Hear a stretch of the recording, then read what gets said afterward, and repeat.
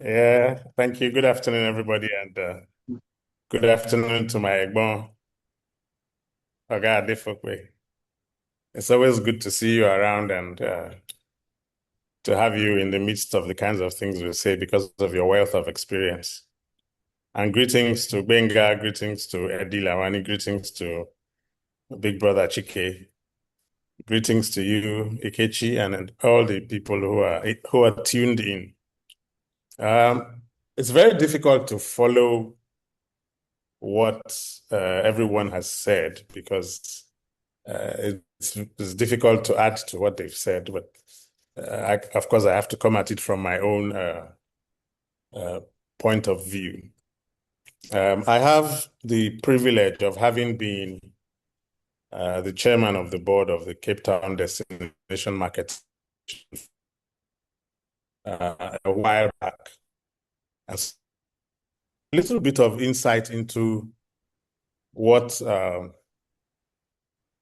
what it takes to be a Cape Town destination. At the time when my board, we had a Cape Town tourism map that was half year long. So there were peaks and troughs every year for many, many years. In the winter, tourism went down. In the summer, tourism went up. And the challenge we had was what we needed to do to level out so that Cape Town became a tourist. Because what happened is the people who were involved in tourism had income for only 6 months in a year. And for the other 6 months of winter, they had to do something else or wait until bookings went down, tourist numbers went totally down. Cape Town wasn't even in consideration. And so one of the things we decided to do was to key anchors that would generate all year round tourism. The first one we did was to do to build, and so we commissioned the design and construction of Africa's until today and one of the top uh, uh, convention centers in the world. And that convention center on its own completely changed the tourism picture of Cape Town and made it an all year round tourism. Simple reason being that it was built to scale. At the time it was built, there was a fierce argument about whether it was too big or whether it was, way out of. But the argument was, let's build it and know that it will come. And it got built and opened in 2006. And within 6 months of the convention center being opened, it was booked flat out until 2010, 4 years away. It was booked flat out every week with conference because there were marketing conferences and all the conferences in the world were being hosted in Cape Town. And that just changed the dynamic. And then that brings us to the second aspect before I delve in, is the experience. The experience is what makes the people who come to conferences say while they're at the conference that, I go bring my family come here. I will tell my colleagues and friends, Cape Town is the place to go to. And they go back and they come back again with their families, they come back with their friends, they come back with their colleagues. And that was the whole idea. Bring an anchor that will bring people in to see the place so they go back and bring more people. So having said that, I have to agree with most of basically all the speakers and say that we, Nigeria, we're the luckiest people on the planet. Our country and us, we are very, very lucky. God did overtime on us. And so everything that happens to us, I agree with Benga, I agree with Chike, I agree with Bros Eddie. Everything that happens to us, it just happens. We don't get hand inside. It just happen. We just woke up one day, we started saying, people full Lagos this December. Now that is December. What did we do to make it happen? Nothing. We just had, very energetic youngsters who were partying. Many of our Nigerian people who came for Christmas joined in the party, found it very attractive, went back and called the person, and most of them started coming to Nigeria. The second aspect of this luck we have is that we don't really have, in the real sense of the word, foreign tourism in Nigeria. What we have is Nigerian tourism. Our people are the ones coming from everywhere back home. Some of them bring some of their foreign friends, but if you look at the whole percentage of everything, I would tell you maybe it's 10% that are foreigners. We've not yet reached the point where somebody living somewhere like America or Europe or Australia who wants to go on a holiday in Africa thinks Nigeria. Nah, they'll go to South Africa, they'll go to Botswana. They have things that they're looking for. They will go, if they're coming to West Africa, if they don't go to Ghana, they will go to Senegal. They will go to Benin. When they think Nigeria, they say, no. Or if they ask their next person, I'm trying to go to Africa. Can I go to Nigeria? They'll say, go to Ghana. So in spite of all of this, we thrive. And for us to start to take advantage of the luck that we have, there are certain things we need to do. We need to change some of our very backward cultures. One of them is even the airport experience. The airport is the gateway to Nigeria. It's the face of Nigeria. When you arrive at an airport, you've been all your life hearing about a country called Nigeria. Nigeria. You are finally coming to Nigeria, maybe for business, for pleasure, even for Detty December. You're like, finally, let me get to see this Nigeria. You know, come and go through a very downright ugly experience coming into the country. Thank God it's 99 or 98% Nigerian. So we come and fight because we know ourselves. But there's always that 2% who are not us, who are totally, I mean, we are in a conference now, the Aircraft Financing Symposium. Everybody is talking about their airport experience coming into the country the last couple of days. Oh my goodness, why is it like that? You go explain, Taya. That's even us, all of us on this thing. You travel now, you come back, you see it. You know, we should stop this nonsense. We built a new terminal with all its flaws. We still built it, and we opened it.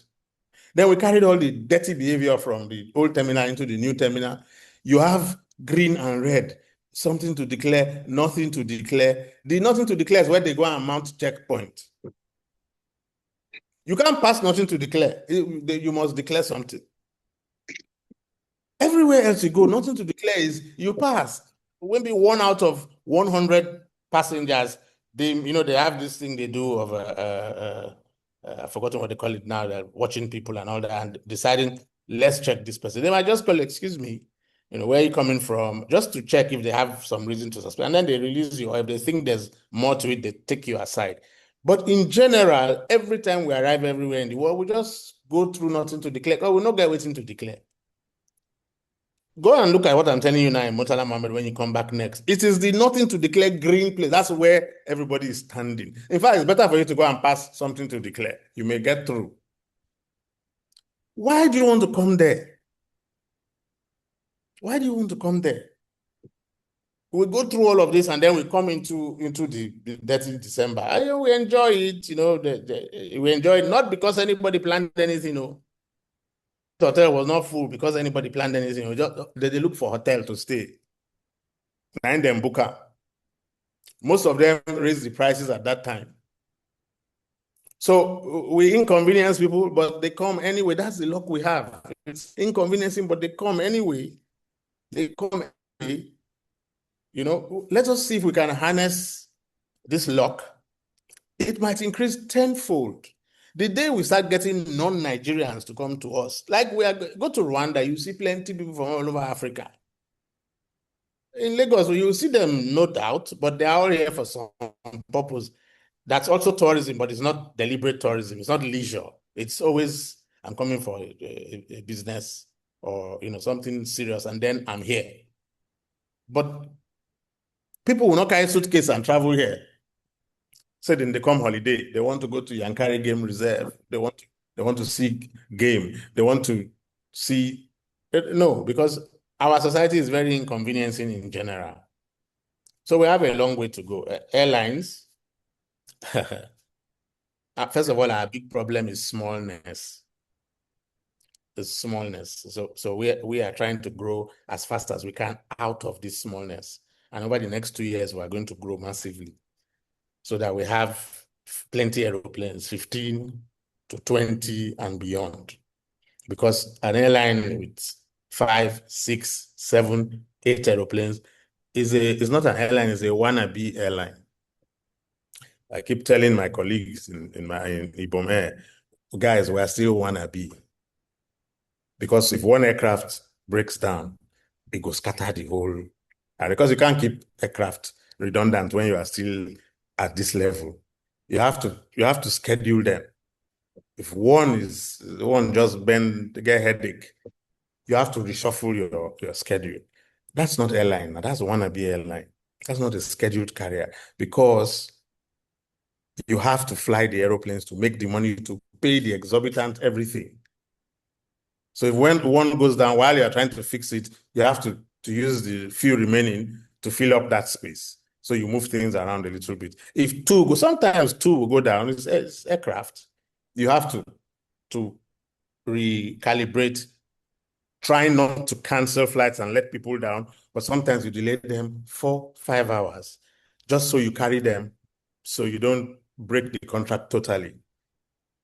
And, it's not something you plan because you don't want to be, you can't plan it. The airplanes are all good tonight.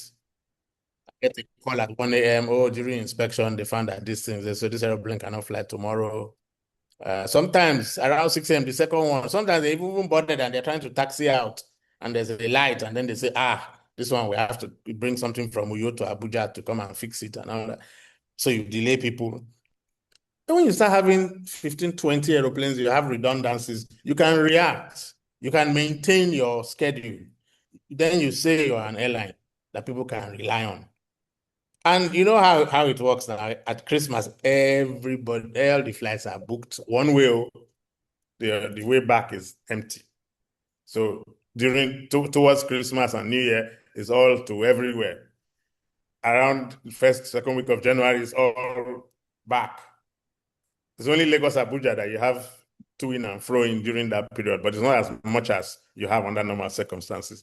So you have already planned and worked that into your schedule. And then when you then have issues, and you know how the world works, it is at that time that you will now have issues. And when you have to do some reshuffling, that's the time when it pains people. They have come from America, they have come from Canada. This kind of thing cannot happen there. It happen, with the suffer and well, all of us. But that's when you hear how this is bullshit, man. In the US, this would not be accepted. And we beg them and beg them and beg them, and we managed to deal with it. But the media coverage, the negativity is so much. So I just said, this is all about smallness. I don't tire to run small airline. We have to grow. We've learned to run a tight ship with the resources we have, with the small airline that we are, but it's not good enough.